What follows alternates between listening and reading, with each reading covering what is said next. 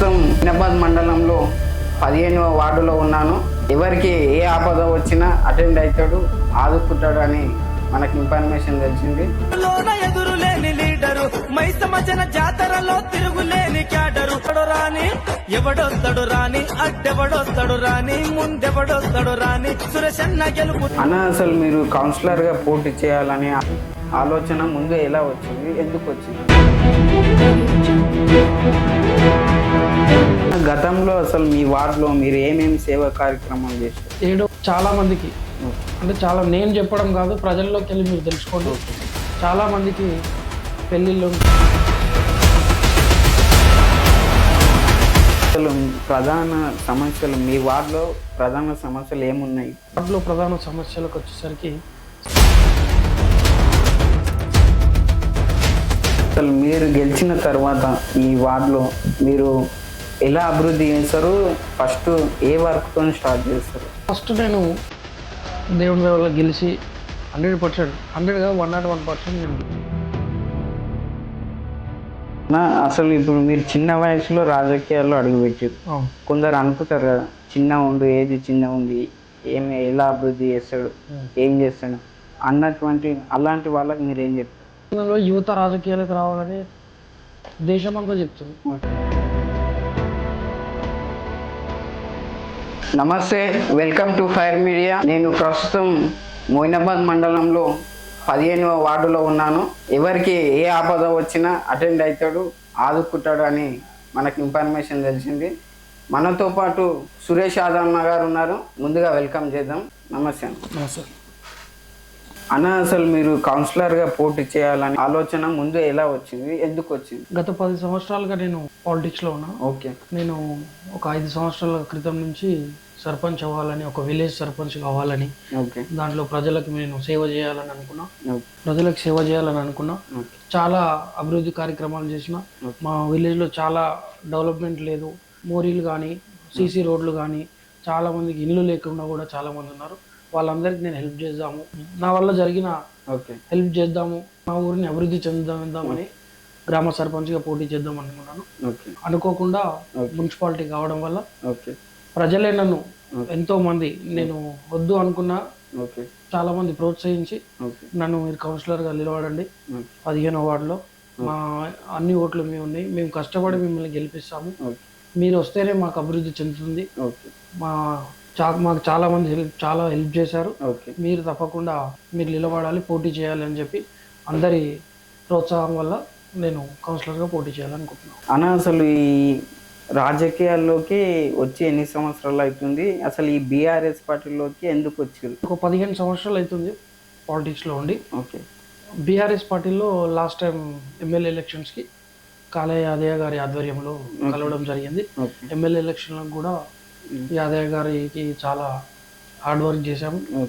మా మొయినాబాద్లో గత 30 సంవత్సరాల నుంచి కాంగ్రెస్ పార్టీ లీడ్ ఉంటుండే. మొన్న మేము బీఆర్ఎస్లో కలిసిన తర్వాత 300 ఓట్లు మేము బీఆర్ఎస్ పార్టీకి చేయడం జరిగింది. అన్న, గతంలో అసలు మీ వార్డులో మీరు ఏమేమి సేవా కార్యక్రమాలు చేశారు? 7వ వార్డు మా అమ్మగారు నిలబడి ఉండే. మా అమ్మ గెలిచింది లాస్ట్ 7 ఇయర్స్ కింద. గత ఎలక్షన్లో 7వ వార్డు మెంబర్గా మేము గెలిచాము. మేము చేసిన సేవా వర్క్లు అంటే చాలా మందికి, అంటే చాలా నేను చెప్పడం కాదు, ప్రజల్లోకి వెళ్ళి మీరు తెలుసుకోండి. చాలా మందికి పెళ్ళిళ్ళు ఉంటే నాతోటి జరిగేంత సహాయం నేను చేశాను.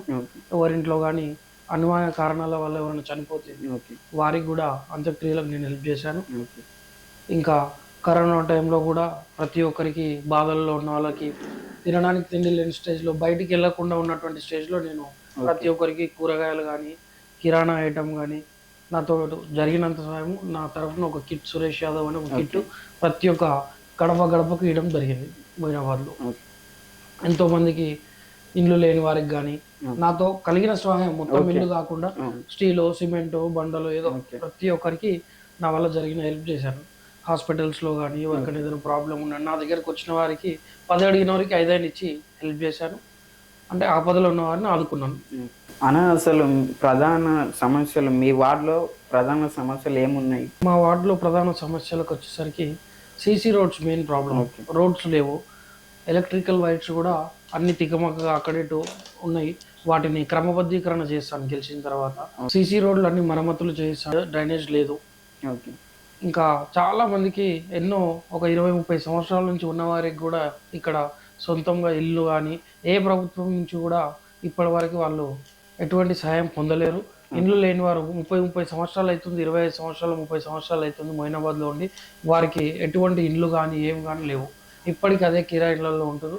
నా వంతు సహాయం ఒకవేళ నేను గెలిచిన తర్వాత నా వల్ల జరిగితే ఎక్కడైనా గవర్నమెంట్ ల్యాండ్స్ ఉంటే నేను పై అధికారులతో మాట్లాడి వారికి ఒక సొంత గూటిని కల్పిద్దామని అనుకుంటున్నాను. అసలు మీరు గెలిచిన తర్వాత ఈ వార్డులో మీరు ఎలా అభివృద్ధి చేస్తారు? ఫస్ట్ ఏ వర్క్తో స్టార్ట్ చేస్తారు? ఫస్ట్ నేను దేవుని దయ వల్ల గెలిచి 100%, 100గా 101% నేను గెలుస్తున్నాను. ప్రజల సహకారం ఉంది, ప్రతి ఒక్కరి ఓటర్ల ఆప్యాయత నాకు ఉంది, ప్రతి ఒక్కరితో కలిసిమెలిసి సంబంధం ఉంది, నాకు దగ్గరగా సంబంధం ఉంది, ఆత్మీయమైనటువంటి సంబంధం ఉంది. అందరూ నా ఫ్యామిలీ మెంబర్స్ లెక్క, నా కుటుంబీకులు లెక్క ఉన్నారు. నేను నా ఎలక్షన్ లాగా కాకుండా ప్రతి ఒక్కరు వాళ్ళ సొంత బిడ్డగా, వాళ్ళ తమ్ముడు, వాళ్ళ అన్న, వాళ్ళ ఇంటోళ్ళు అని అందరు బాగా హార్డ్ వర్క్ చేస్తున్నారు. తప్పకుండా నేను గెలిచిన తర్వాత ఫస్ట్ నేను గెలిచిన వీక్లోనే మా యొక్క మొయినాబాద్లో గ్రేవీ యార్డ్ ఉంది. గ్రేవీ యార్డ్కి మొదటగా దానికి వెళ్ళడానికి ప్లేసు అని దారి కానీ లేదు, చాలా అస్తవ్యస్తంగా ఉంది. ఎవరైనా చనిపోయినప్పుడు మాకు చాలా ప్రాబ్లం అవుతుంది ఊరు వాళ్ళకు. అలా స్పెషల్గా మేము కూడా బాగా ఇబ్బంది పడ్డాం. అందుకని నా ఆశయం ఏంటంటే ఫస్ట్ మొదటగా నేను గెలవగానే ఫస్ట్ గ్రేవీ యార్డ్కి సీసీ రోడ్ వేయిస్తాను. ఓకే. అందులో స్ట్రీట్ లైట్లు ఏర్పాటు చేస్తాను. ఆడ వాటర్ కూడా ఎవరైనా చనిపోతే వాటర్ ట్యాంకర్ వీటికి ప్రాబ్లం అవుతుంది. సరే, ఉన్న వాళ్ళంటే తెచ్చుకుంటారు, లేని వాళ్ళకి చాలా ప్రాబ్లం అవుతుంది. ఎవరికి ఐడియా లేని వాళ్ళు, ఎవరు తెలియని వాళ్ళకి ఏమైతుందంటే వాటర్ లేక చాలా ప్రాబ్లం అవుతుంది. నిన్ననే ఒక 2 days బ్యాక్ చనిపోయారు. వారు ఇక్కడ ఎవరు మొయినాబాద్లో పరిచయం లేదు వాళ్ళకి. వాళ్ళు చనిపోయారు, నాకు అప్రోచ్ అయ్యారు. అప్రోచ్ అయితే నేను వెళ్ళి వాటర్ ట్యాంకులు కానీ అవి ఏర్పాటు చేయడం. ఆ ఇబ్బంది రాకుండా, ఒకరిని అడగకుండా ఉండాలంటే అక్కడ వాటర్ కావాలి మనకు. అందుకని ఫస్ట్ నేను గెలవగానే చేయాల్సిన పని, నేను అనుకున్న పని, ఏ ప్రభుత్వ నిధులతోటి ఫండ్స్ అవన్నిటి గురించి ఆశించట్లేదు. నా సొంత నిధులతో నేను సీసీ రోడ్ కానీ, స్ట్రీట్ లైట్, అక్కడ లైట్స్ కానీ ఏర్పాటు చేస్తాను.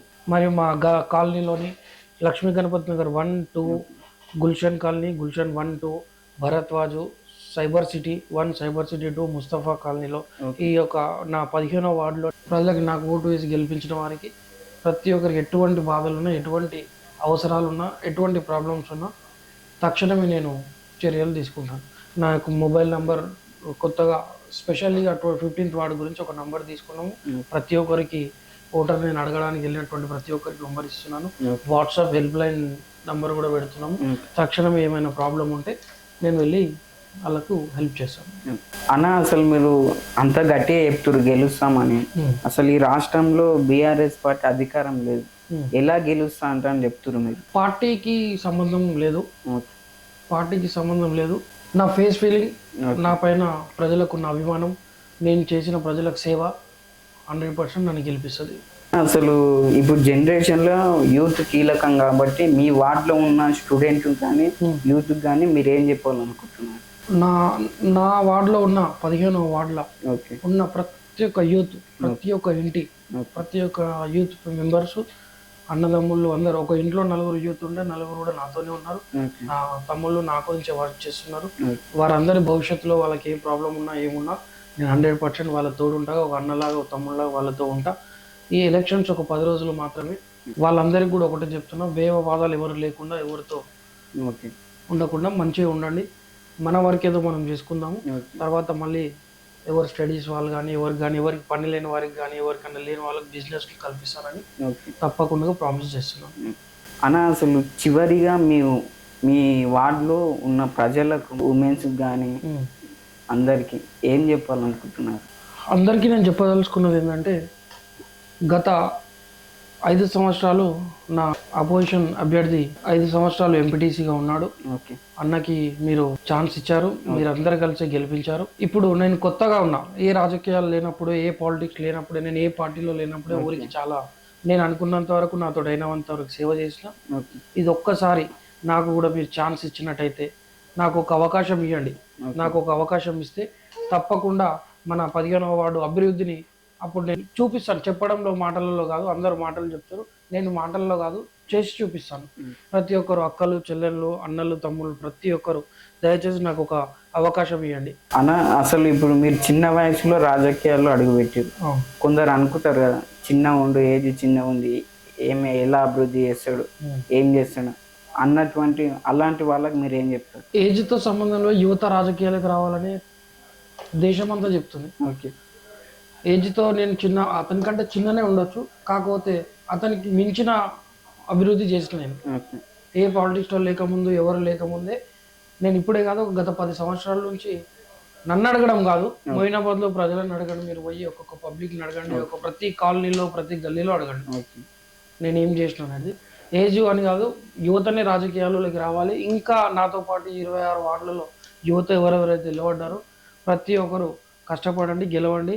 గెలిపించిన దానికి మనం అభివృద్ధి కూడా చేసి చూపిద్దామని గెలిపిస్తారు. ప్రజలందరూ నన్ను గెలిపిస్తారని నా 15వ వార్డు అక్కలు అన్నలు చెల్లెలు అందరూ నా గురించి, అంటే నేను వాళ్ళ ఇంట్లో ఒక మనిషిగా పోటీ చేస్తున్నది, వాళ్ళ ఇంట్లో ఒక మనిషి అనుకొని ప్రతి ఒక్కరు నా గురించి వర్క్ చేస్తారు.